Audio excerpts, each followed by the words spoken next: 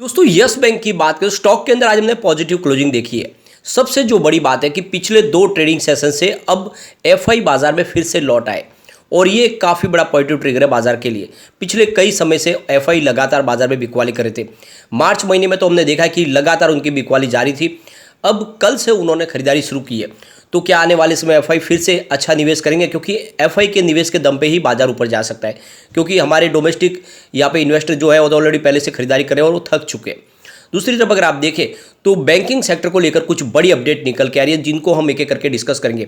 जब से यूएस की बैंकिंग सिस्टम में जो प्रॉब्लम हुई है और उसका जो असर है वो सीधा आपको क्रेडिट स्विच पे होता हुआ दिखाई देगा। उसके बाद में बहुत ज़्यादा अलर्ट मोड पे आ चुके हैं सभी कंट्रीज़ के बैंकिंग सिस्टम के लिए। उनके जो भी सेंट्रल बैंकिंग सिस्टम है वो सारे अभी इस समय काफ़ी ज़्यादा चिंता करें।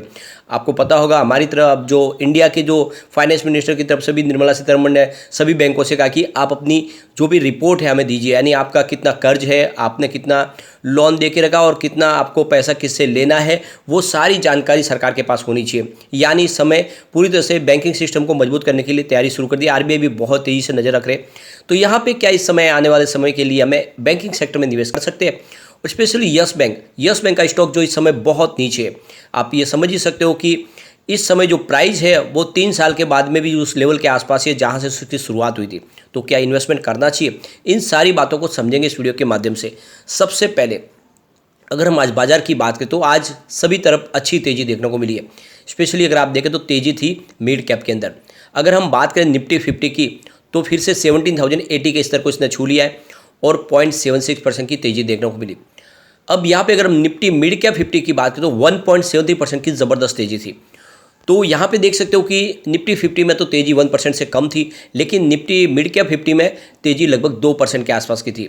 अगर हम निफ्टी स्मॉल कैप 50 की बात करें तो 1.20% की तेज़ी थी, यानी लगभग 1.25% के आसपास की तेज़ी। तो ये क्लियरली समझ में आ रहा है कि आज जो तेज़ी थी वो मिड कैप में ज़्यादा थी, स्मॉल कैप में उससे थोड़ी कम और बड़े इंडेक्स में उससे कम। अगर हम सेक्टरल इंडेक्स की बात करें तो जो सबसे शानदार तेज़ी आज हमने देखी है वो है निफ्टी पीएसयू बैंक में, यानी सरकारी बैंक दौड़े और इसी के दम पे आज बाजार में हमने कुछ पॉजिटिव माहौल देखा है। 3.22% की बम्पर तेज़ी।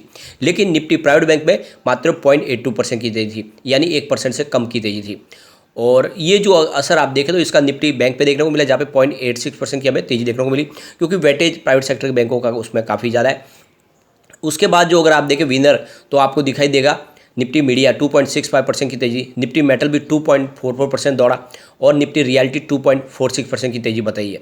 तो कुल मिला के सभी इंडेक्स के अंदर शानदार तेज़ी थी और यहाँ पे आप देख सकते हो कि बाजार में पॉजिटिव माहौल बना। इसके पीछे वजह है एफआई का पॉजिटिव रुझान। आप ये देख सकते हो कल एफआई ने बाजार में 1531 रुपीज़ की नई खरीदारी की थी। आज यानी 29 मार्च को उन्होंने 1245 रुपीज़ की खरीदारी की। कल से आज थोड़ी सी खरीदारी कम है, लेकिन फिर भी अच्छी है, क्योंकि यहाँ पे सिर्फ हमने 22 मार्च को एक पॉजिटिव खरीदारी उनकी देखी थी, वो भी 61 रुपीज़ की मामूली सी। लेकिन उसके बीच में अगर देखें तो पूरे मार्च में उन्होंने सिर्फ बिकवाली की है और ये एक तरह से शुभ संकेत है। यस बैंक की बात करें तो स्टॉक की शुरुआत 14.80 पर हुई, यानी शुरुआत पॉजिटिव हुई।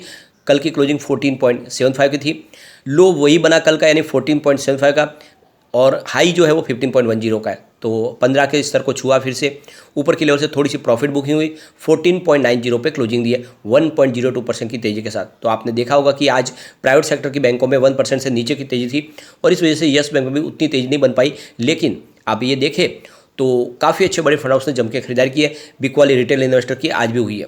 आप ये देख सकते हो इसके वॉल्यूम में पिछले एक महीने पहले इसका 22 करोड़ का वॉल्यूम था, 6 करोड़ की डिले उठाई गई थी। 1 वीक पहले 12 करोड़ का वॉल्यूम था, 3 करोड़ की डिले उठाई गई थी। लेकिन कल वॉल्यूम में बहुत कमी थी, मात्र 2 करोड़ का वॉल्यूम था, 77 लाख की डिलीवरी उठाई गई थी। और पिछले कई दिनों के बाद, कई महीनों के बाद इतने भारी कम वॉल्यूम हमें देखने को मिला था। आज फिर से वॉल्यूम में शानदार उछाल देखने को मिला, 13 करोड़ का भारी वॉल्यूम हुआ।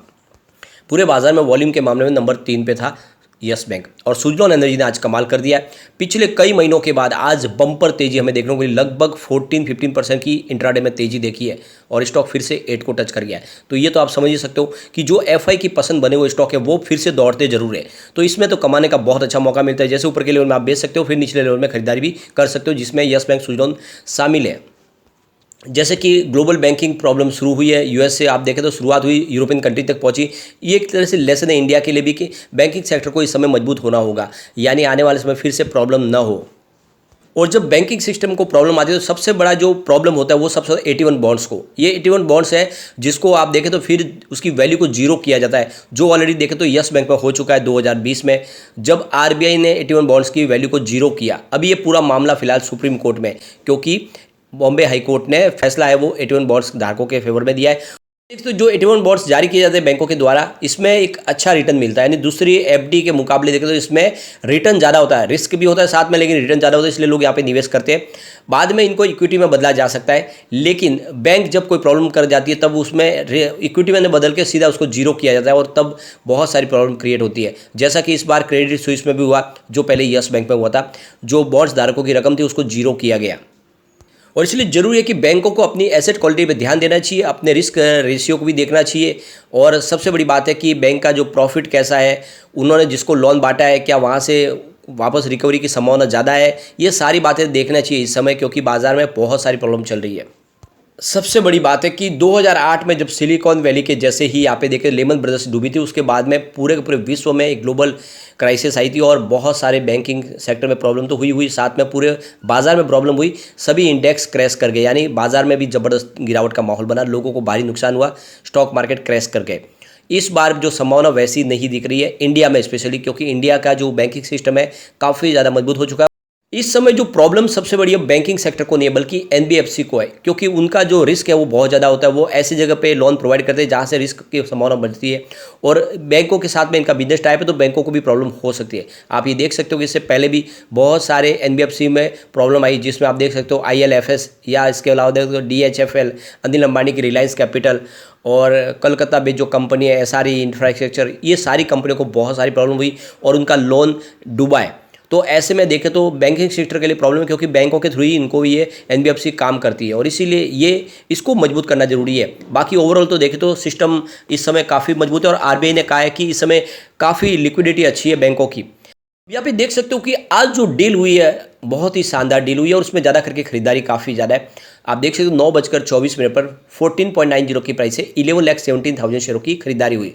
उसके बाद 9:33 पर 14.95 की प्राइस से 27,68,000 शेयरों की एक बिकवाली हुई। उसके बाद 9:35 पर 15.05 की प्राइस से 43,74,000 शेयरों की एक और बिकवाली हुई। उसके बाद 2:06 पर 14.95 की प्राइस से 34,86,000 शेयरों की एक बड़ी खरीदारी हुई। उसके बाद 2:15 पर 15 की प्राइस से 24,68,000 शेयरों की एक और बड़ी खरीदारी हुई। उसके बाद 3:11 पर 15 की प्राइस से 34,11,000 शेयरों की एक और बड़ी शानदार खरीदारी हुई। उसके बाद 3:19 पर 15 की प्राइस से 21,36,000 शेयरों की एक ज़बरदस्त खरीदारी हुई। तो ये तो आप क्लियरली समझ ही रहे हो कि आज जो बिकवाली है उसके सामने खरीदारी काफ़ी ज़्यादा है, लेकिन रिटेल इन्वेस्टर अभी भी पैनिक करके काफ़ी ज़्यादा बिकवाली करे, और यहीं पे वो गलती कर रहे हैं।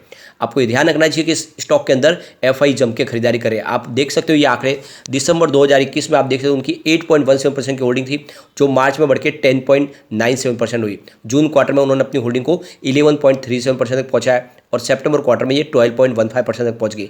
दिसंबर क्वार्टर की बात करें तो उनकी होल्डिंग 23.24% तक पहुँच गई, यानी पिछले एक साल से लगातार एफआई की होल्डिंग बढ़ रही है। अब ये जैसे कि होल्डिंग इस बार जो 23.24% है, इसके वजह यह कि इसमें 10% एफडीआई के माध्यम से निवेश आया, यानी एडवेंट और काइलर की होल्डिंग भी इसमें दिखाई देगी। लेकिन फिर भी उसके अगर आप देखें पिछले सितंबर के मुकाबले तो होल्डिंग आपको 1 से 1.5% बढ़ती हुई दिखाई देगी, दूसरी जनरली भी।